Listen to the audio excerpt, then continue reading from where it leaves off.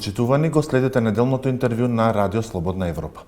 Гостува организацијскиот секретар на ДУИ и координатор на пратеничката група на Европскиот фронт Блерин Беџети. Господине Беџети, како ДУИ најавувате дека ќе нема локални избори доколку со нив не се одржат паралелно и парламентарни избори, ако се чепне законот за јазиците. Дали ова можеме да го толкуваме како бојкот или најава за некаква политичка криза што ќе спречи воопшто да се одржат локалните избори? Напротив, ние не сме најавиле никаков бојкот. Ние секогаш сме биле и сме спремни за избори. И во последните парламентарни избори, изборниот легитимитет на етничките албанци и другите етнички заедници е кај Европскиот фронт. Предвремени парламентарни избори во собранието, како дебата се отвори од сите, почнувајќи и од премиерот Мицковски, но факт е дека на државата и се потребни предвремени парламентарни избори, за да излезе од ситуацијава кај што не е почитуван легитимитетот на втората етничка заедница во државата, бидејќи само така ќе се враќа стабилноста, политичка стабилност, но и можноста за економска и сите други сфери во нашата држава да имат стабилност и да се работи за прогрес, за општо добро на граѓаните. Недозволиво е да се почитува само едниот легитимитет на државата, на двете најголеми етнички заедници во државата, и затоа бараме предвремени парламентарни избори. А во другата насока, која во прашањето што го имавте, околу најавите за законот за јазиците, да, вистина е, бидејќи ние имавме средби со граѓаните. Во тие средби со граѓаните што ги организираат ограноците на Демократската унија за интеграција, граѓаните имат можност да поставуваат прашања до председателот Ахмети и сите други кои сметат, ако сметат, но особено до него се поставуваат прашањата. И ако ги следиме сите прашања, сите коментари, загриженоста околу ова многу сензитивно прашање е во највисоко ниво и нормално ние сме избрани од албанците и граѓаните и свесни сме која ќе биде реакцијата. Токму и затоа е кажано тој став дека тешко дека ќе има и локални избори, имајќи предвид дека се нарушува етничката стабилност и текако. Не може очекувате немири во тој контекст? Не може да се очекува стабилност ако меѓу 13 политички субјекти или како да кажеме што иницирале такви иницијативи пред Уставен суд се наоѓа и ВМРО да помане една од тие иницијатори и да очекувате тие што го имат легитимитетот да ускратат права на втората етничка заедница. Мислам дека тоа е јасно кон што води.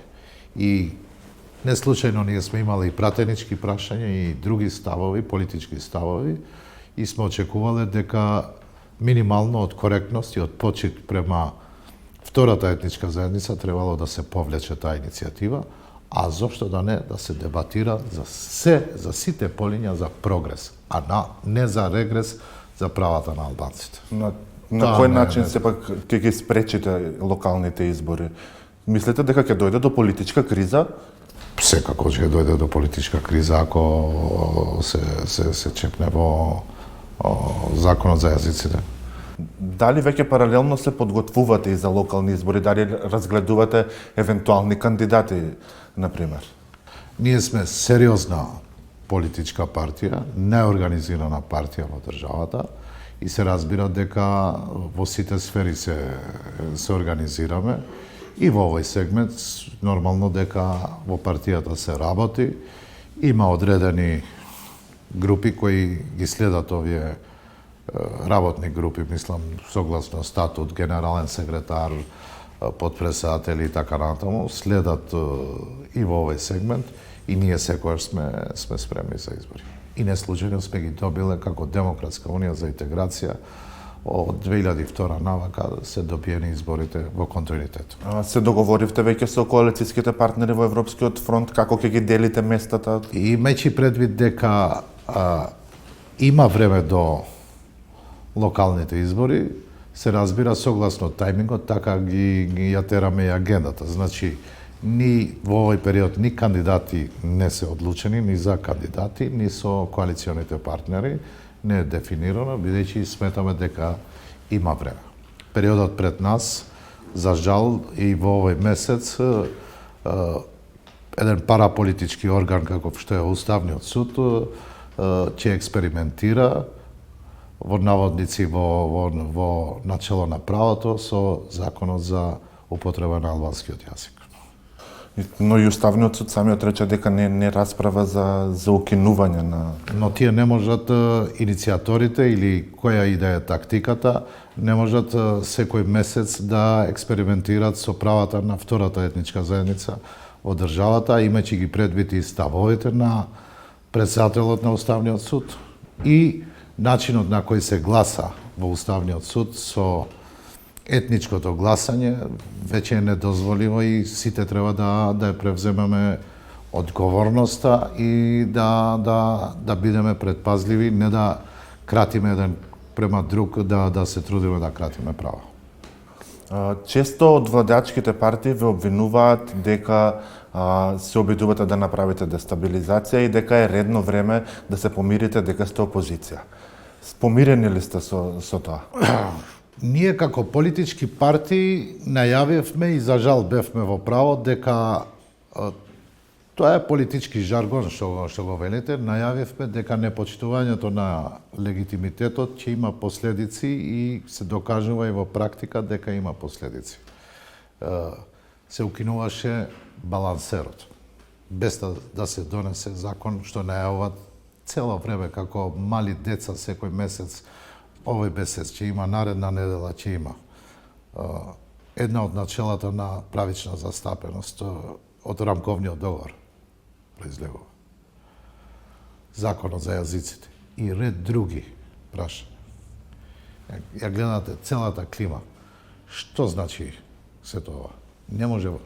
Тоа е докажано дека со вазалство, со луѓе кои служат само за некакви лични цели, како што се негласачите, челниците, некои челници на вреди, заради кои причини тие си знаат какви ипотеки си имат, недозволиво е и ВМРО ДПМН во овој случај да ги употреби за да им скрати права на албанците. И затоа цело време укажуваме дека албанците нема да се помират и нема да се сложат со тоа.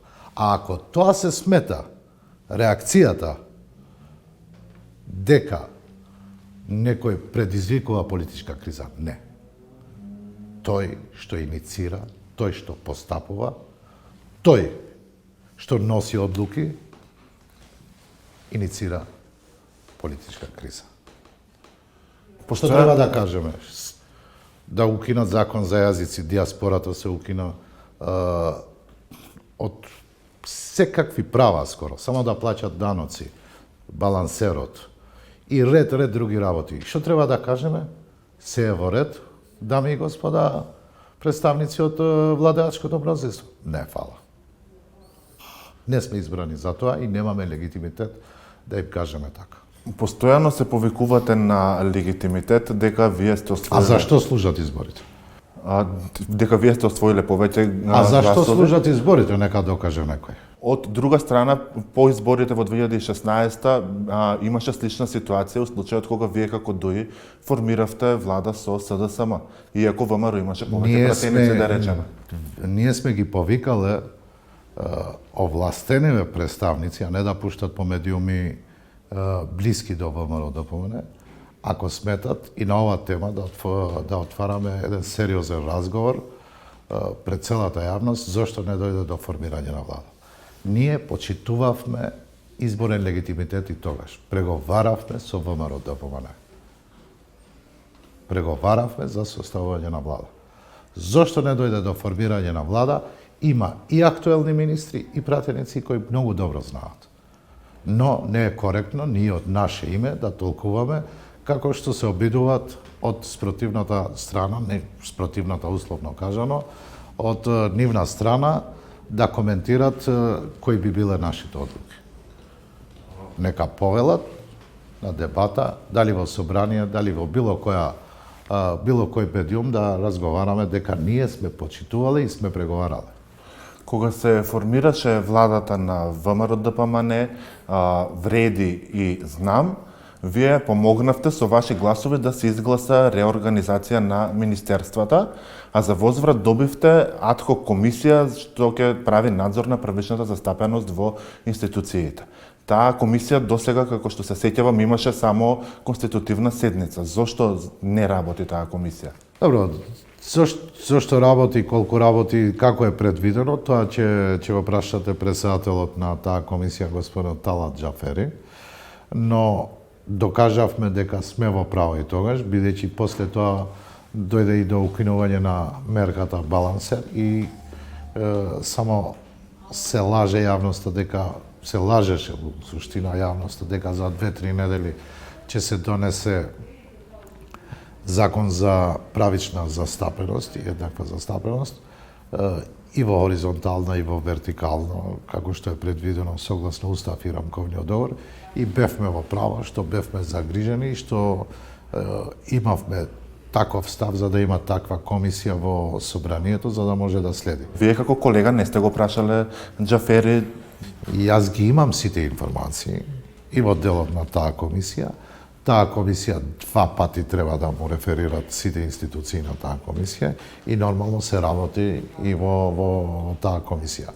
Тоа беше наше политичко барање и тогаш имаше разбирање, ќе видиме сега дали институциите ќе постапуваат и да го следиме една уставна обврска како се реализира, бидејќи сега не е само укинувана мерката балансер, туку и етничката припадност. Ако јас и вие аплицираме за едно работно место, не можеме да прикажеме етничка припадност. И тука се тие опасни тенденции кај што се движи државата. Поминаа речиси 3 месеци од бегството на Артан Груби.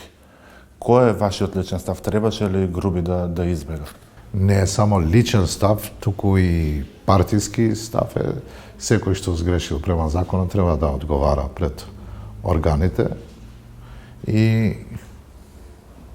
Но имајќи предвид дека дотичниот господин веќе не е дел од структурите и партијата, тоа веќе е него лично. Вие сте контактирале со него? Не. А знаете каде се наоѓа? Па, не сум имал комуникација ни претходно, ни после случајот и реално тоа треба да го знаат надлежните органи. Неодамна и премиерот Мицковски зборуваше за поранешниот премиер Никола Груевски дека и ваши функционери се среќавале со него во Будимпешта. Имате ли вие информации кој од вашите сопартици се среќавал со Груевски? Секогаш кога има чувствителни теми, премиерот се труди со некои конспирациони тези да се занимава. Поранешниот премиер Никола Груевски и поранешен председател на ВМРО-ДПМН и многу негови соработници денеска ги има и во собранието, и во структури, и во локалната власт, и во владата и така натаму. Затоа со кого се среќавал поранешниот премиер Никола Груевски најдобро знаат во ВМРО-ДПМН и ние нити имаме информација со кого се среќава, нити сме обврзани да знаеме. Заменик градоначалникот на Скопје си поднесе оставка при што кажа дека со Скопје раководи и владее екипа од Сарај и Дуј. Каква е вашата соработка со градоначалничката Арсовска?